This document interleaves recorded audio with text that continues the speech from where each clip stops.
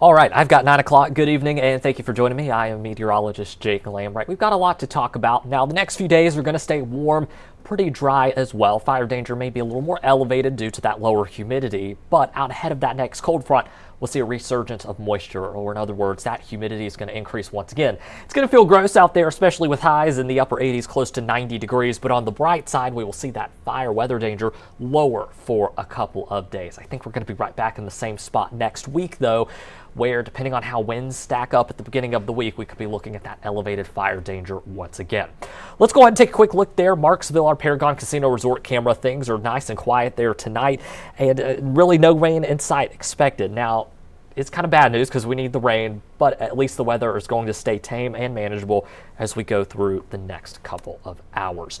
Again, the chance for fire danger remaining elevated still there tomorrow. I'll have another update for you on that after looking over some data a little bit later, so be on the lookout for that later this evening or tomorrow morning. But for now, we do have some active burn bans in place. You'll see Sabine, Natchitoches, Vernon, Rapides, Beauregard, and St. Landry Parish all under burn bans until further notice. That's because, again, we've got the right conditions for wildfires to spread. Not only that, one of those conditions is the fact that our grounds are just so dry. That's perfect fuel for fires to spread out of control.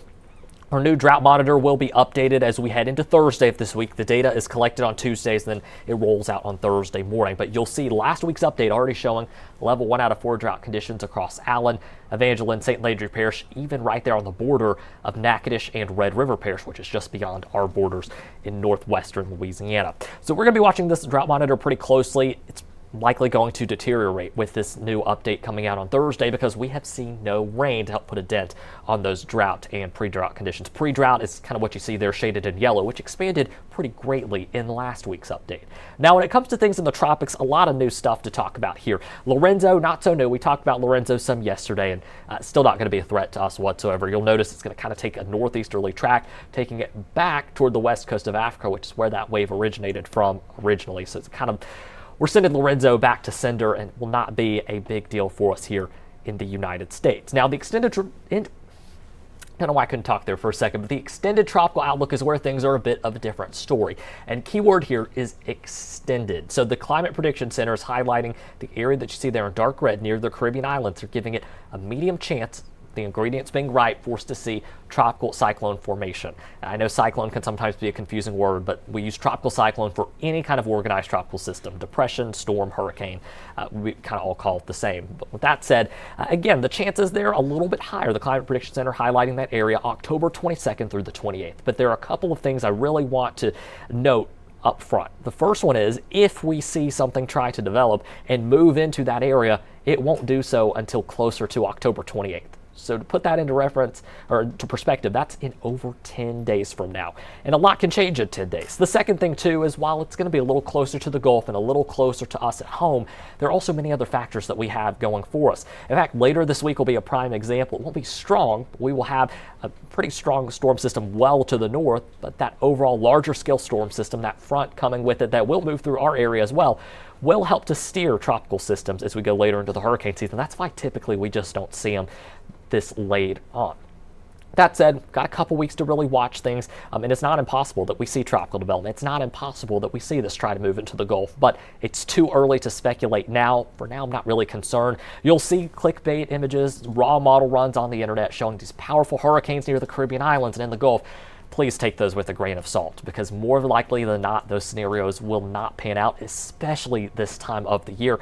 And it's the same models that are notorious for showing that mess over and over again, and then it never pans out. We haven't seen that pan out once this entire hurricane season. So just to summarize, I'll be watching it as a meteorologist, not an area to be super concerned with. But again, this will be later on this month. October 22nd to 28th is when I'll really be focusing in on that area.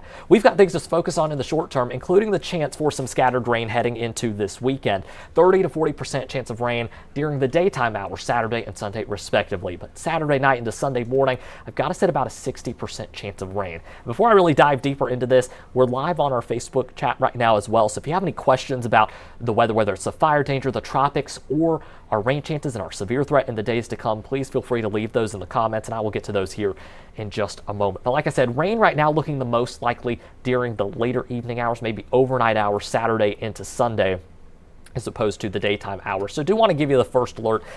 The data is becoming a little bit better when it comes to timing, not to say that things won't shift a little here and there. We've still got about 5 days or so before this event happens.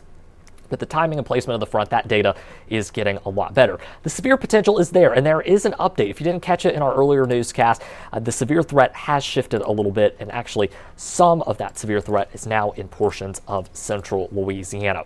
So let's talk about that severe weather outlook. Again, this is Saturday. You'll notice yesterday's outlook had the southernmost extent of that slight risk, which is a level 2 out of 5, right along the Louisiana-Arkansas state line. Well, now it's been pushed further to the south and encompasses a good chunk of northwest Louisiana, northeast Louisiana, and even includes portions of Sabine, Natchitoches, and Wynn Parish. One thing I want to note here about the extended severe weather outlook, which is anything beyond 2 days out from now, is that the Storm Prediction Center only will put out a slight or enhanced risk. That's a level 2, level 3. So as we get closer to Saturday, I would not be surprised to see more of central Louisiana included, maybe in a lower end level 1 risk, which would be that dark green shading once we get to that point there on the map. So I'm watching the trends very closely. Even with portions of our area being under that slight risk, I think that rain will stay pretty scattered in nature, which means not everybody will see rain to start with. And severe weather I expect to remain isolated, which means even fewer will end up seeing strong to severe storms.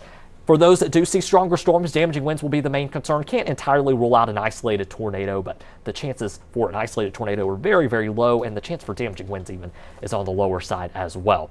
In the meantime, next couple of days will look very similar to this afternoon. Upper 80s, low 90s for those afternoon highs, unseasonably warm for this time of the year. Right now, temperatures are already cooling into the upper 60s to low, even mid 70s in some spots, which is great news. The reason that we're able to cool down so efficiently is because of those clear skies and the fact that we just don't have as much humidity in the air right now. Here's a check of your morning lows, upper 50s, maybe some low 60s in a location or two, generally expected as we go throughout the night tonight. A quick check of that hour-by-hour forecast showing morning lows, again, like I just showed, back in the mid and upper 50s, maybe low 60s in a few spots. But temperatures warm up very quickly tomorrow, back into the low 80s by noon tomorrow. We're almost to your 7 and 10 day forecast. In fact, I'm pretty sure that's what's next. So last call for any questions. Again, I've got our Facebook chat pulled up over here. So if you have any questions about that severe risk, the chance of rain, tropics, fire danger, you name it, or just want to pop in and say, hey, feel free to leave us a chat there in the Facebook comments. I'll get to those here in just a moment. In the meantime, while I wait, we'll go ahead and take a look at that first alert 7 and 10 day forecast. So again, warm the next couple of days. Humidity increases by the end of the week out ahead of that next front. So really Friday and Saturday, going to feel much more muggier out there compared to the rest of this week. Behind that, though, behind that cold front, temperatures will be cooler, low and mid 80s through the first half of next week. And I'll expand on that with the 10 day. Another little slight cool down expected next week. I know you see 70s there, and it is exciting. And yes, 70s is a possibility, but when that's a 70s, it's more likely upper 70s. That's what I have in the forecast currently. So on either side of 80 degrees, which is pretty seasonable for us for this time of the year. Overall, warm the next couple of days, but next week, temperature-wise, looking a lot better, especially with some high temperatures there in the upper 70s. That said, of course, Friday Night Football going to be a little bit warmer this week. I know we've been keeping it in the mid 80s for the past couple weeks, looking at upper 80s, a little closer to 90.